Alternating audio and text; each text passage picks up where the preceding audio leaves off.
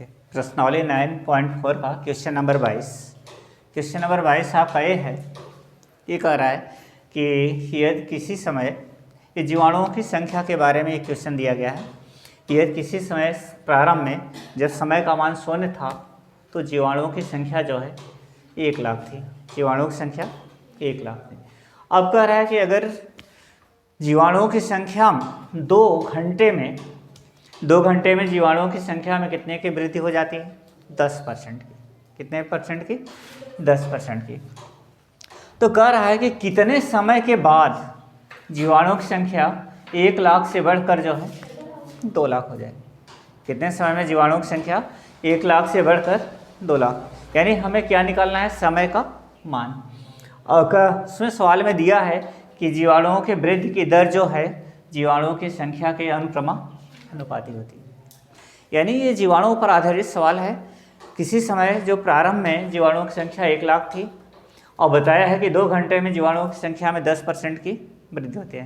यानी जीवाणु बढ़ते रहते हैं, यानी वो उत्पादन करते रहते हैं नए जीवाणुओं का, तो 10% की उसमें वृद्धि हो जाती है 2 घंटे में। तो कह रहा है कितने समय में जीवाणु 1 लाख से बढ़कर जो है 2 लाख हो जाएंगे, जबकि जीवाणुओं के वृद्धि की दर जीवाणुओं की संख्या के अनुपाती है। तो हम मान लेते हैं कि माना समय t पर जीवाणु जो है कैपिटल N है, या जीवाणुओं की संख्या कैपिटल N है। तो माना समय t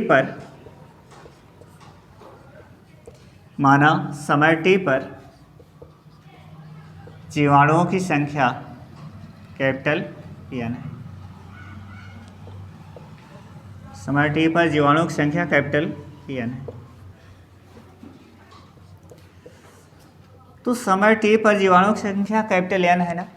अब आप लोग ध्यान दीजिएगा, हमें जीवाणुओं के वृद्धि की दर, तो वृद्धि की दर किसके सापेक्ष वृद्धि हो रहा है? समय के सापेक्ष। समय बढ़ता जाएगा तो जीवाणुओं की संख्या भी जो है, तो जीवाणुओं के वृद्धि की दर आपको क्वेश्चन में दिया है कि जीवाणुओं के वृद्धि की दर,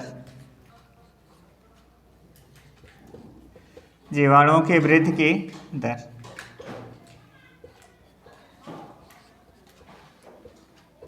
ठीक है।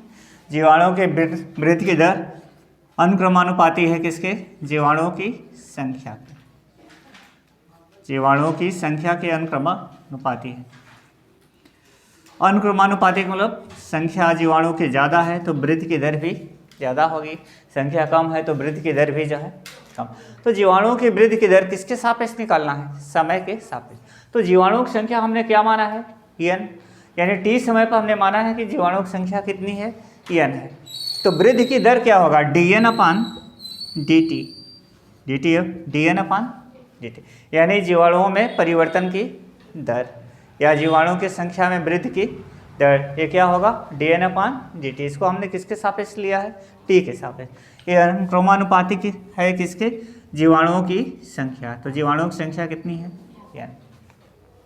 तो यानी जीवाणुओं की संख्या में वृद्धि की दर dn अपान dt अनुक्रमानुपाती है जीवाणुओं की संख्या n के अनुक्रम।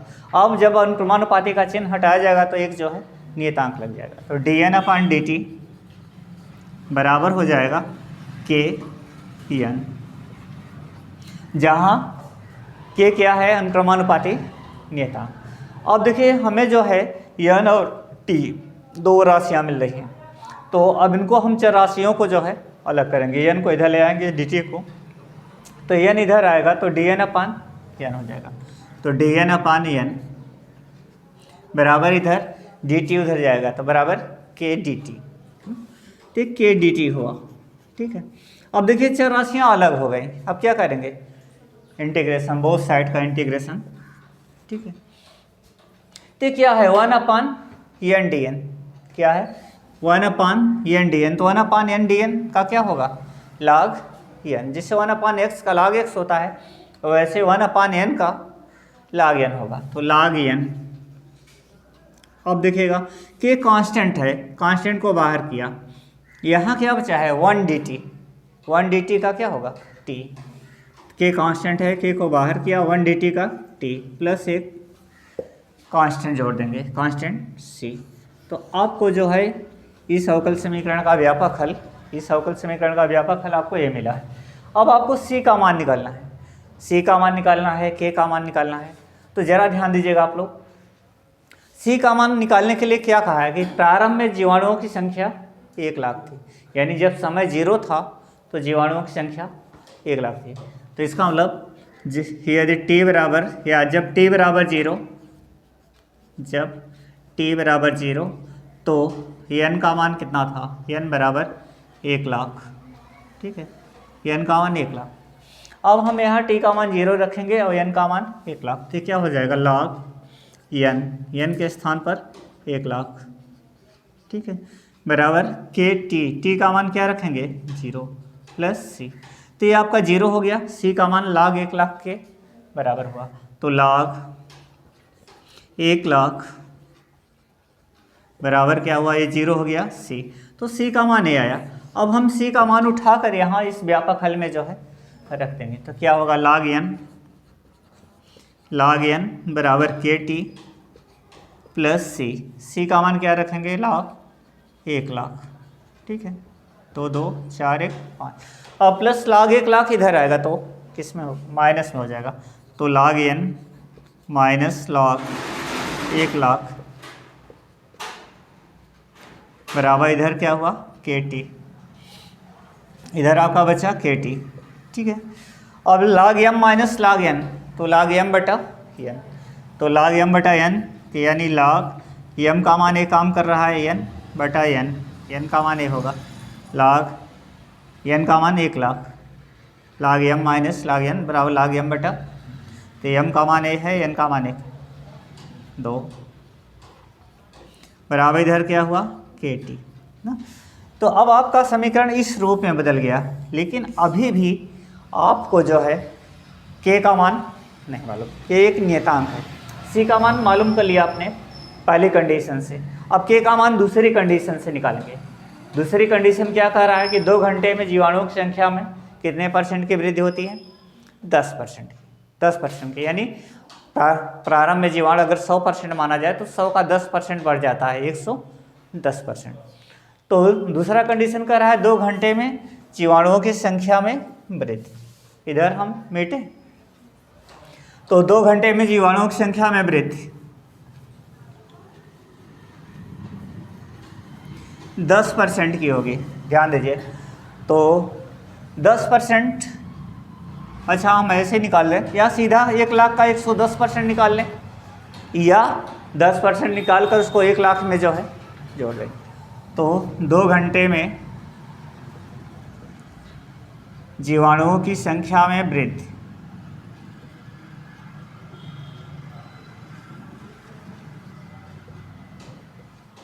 तो जीवाणुओं की संख्या में वृद्धि कितने की होगी, देखिए प्रारंभ में जो जीवाणु थे उसका कितने % बढ़ जाएगा 10%, तो प्रारंभ में जीवाणु कितने थे 1 लाख,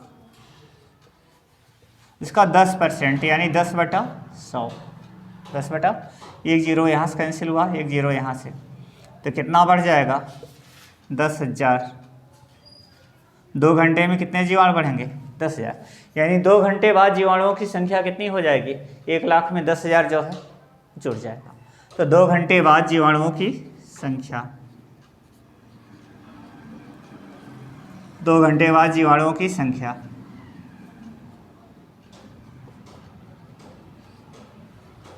तो 2 घंटे बाद जीवाणुओं की संख्या कितना है, 1 लाख में 10,000 जुड़ जाएगा, तो 1 लाख में 10,000 जुड़ जाएगा, तो कितना हो जाएगा 1,10,000, 1,10,000। 2 घंटे बाद जीवाणु इतने हो जाएंगे।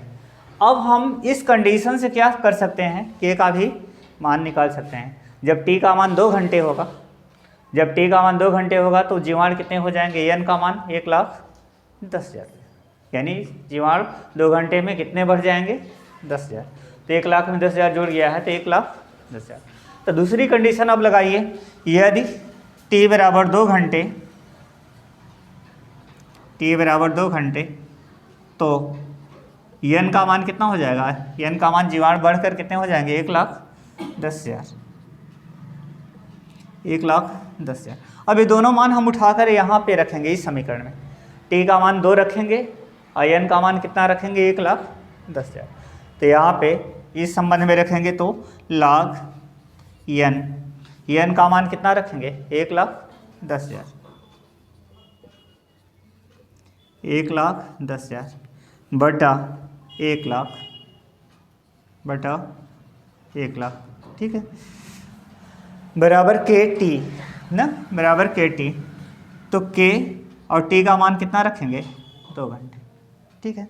अब यहाँ से आप लोग ध्यान रखिए 3 1 4, 4 0 कैंसिल हुआ ना, तो क्या हुआ log 11/10 बराबर 2k, ठीक है।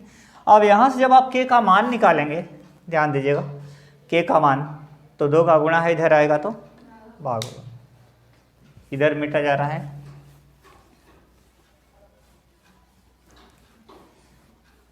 अब देखिए यहाँ से k का मान निकालिए तो 2 का गुणा है, इधर आएगा तो भाग, तो 1/2 log 11/10 बराबर कितना हुआ k। अब k का मान हमें प्राप्त हुआ। अब इस k के मान को उठाकर हम यहाँ पर जो है रख देंगे, अतः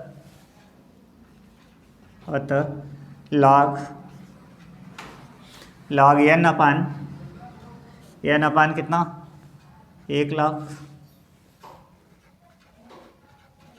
बराबर के टी, के का मान के टी, तो के का मान रख देंगे क्या 1/2 log 11/10, ठीक है, के का मान रख दिया इंटू टी। अब देखिए हमसे पूछा क्या, यहाँ पे हमने सी का भी मान निकाल लिया, सी का भी मान और के का मान, इसका गुणा है, इधर आएगा तो भाग हो जाएगा, तो ये हो जाएगा log, ठीक, यहाँ पे आपका है log n अपान 1,00,000 अपान ये पूरा इधर आएगा 1/2 log 11/10 बराबर क्या हो जाएगा t, यानी t का मान इतने के बराबर है, ठीक है। अब देखिए क्वेश्चन में पूछा क्या है, देखिए जो कंडीशन, 2 कंडीशन जो आपको दिया था, ऊपर वाली कंडीशन से आपने सी का मान निकाला। प्रारंभ में जब टी का मान 0 था तो जीवाणुओं की संख्या 1,00,000 थी, तो टी इससे जो है किसका मान निकला सी का मान। दूसरी जो कंडीशन दिया था कि 2 घंटे में जीवाणुओं की संख्या में कितने % की वृद्धि हो जाती है 10,000 की, यानी 2 घंटे बाद कितने जो जीवाणु हो जाते हैं 1,00,000 में 10,000 जो है जुड़ गया। तो दूसरी कंडीशन से आपने क्या निकाला, टी बराबर 2 घंटे और एन का मान 1,10,000 रखा, तो आपको के का मान जो है मिल गया। तो यानी ये दोनों कंडीशन, एक जो है सी का मान निकाला और दूसरा जो है के का मान। अब दोनों के का मान, सी का मान और के का मान उठाकर हमने क्या किया था, अवकल समीकरण के व्यापक हल में जो है रख दिया, तो हमें टी का मान इतने के। अब देखिए क्या पूछ रहा है, कह रहा है कितने समय के बाद, यानी टी का मान निकालना है, कितने समय के बाद जीवाणुओं की संख्या बढ़कर 2,00,000 हो जाए, यानी एन का मान जो है 2,00,000। तो समय हमें इसी से निकलेगा, टी का मान इसी से निकलेगा, और एन का मान कितना रखेंगे 2,00,000। कितने समय के बाद जीवाणुओं की संख्या 2,00,000 हो जाएगी, यानी एन का मान कितना हो जाएगा 2,00,000। एन क्या है, जीवाणुओं की संख्या, तो यहाँ एन का मान 2,00,000 रख दीजिए तो आपको टाइम मिल जाएगा। तो लाख, यहाँ एन का मान 2,00,000 रखिए, 2,00,000 बटा कितना हो जाएगा 1,00,000, ठीक। यहाँ क्या है 1/2 लाख 11/10, कितने समय के बाद, तो समय अब इसी से निकल जाएगा, जब टी क्या है समय है ना। तो अब देखिए यहाँ 5 0 आपका कैंसिल, यहाँ भी कैंसिल, तो ऊपर क्या बचा log 2, ऊपर बचा log 2, और नीचे वाला एक चीज़ आप लोग ध्यान रखिएगा, ऊपर log 2 बचा, 2/1 का मतलब क्या है 2, 2/1 का मतलब 2। अब ये नीचे वाला 2 ऊपर जाएगा, तो नीचे वाला 1/2 है ना, तो ये 2 ऊपर जाएगा, तो 2,00,000 बटा यहाँ क्या बचा log 11/10 बराबर टी। यही आपका समय है, इतने समय में क्या होगा, जीवाणुओं की संख्या बढ़कर कितनी हो जाएगी 2,00,000। तो यानी टी का मान क्या निकला, इसको टी को बाएं पक्ष में लिख दे रहे हैं, टी का मान आपका होगा 2,00,002 बटा log 11/10। यही आपका समय है। इतने समय में जीवाणु 1 लाख से बढ़कर जो है 2 लाख हो जाएगा, और यही आपका आंसर भी है।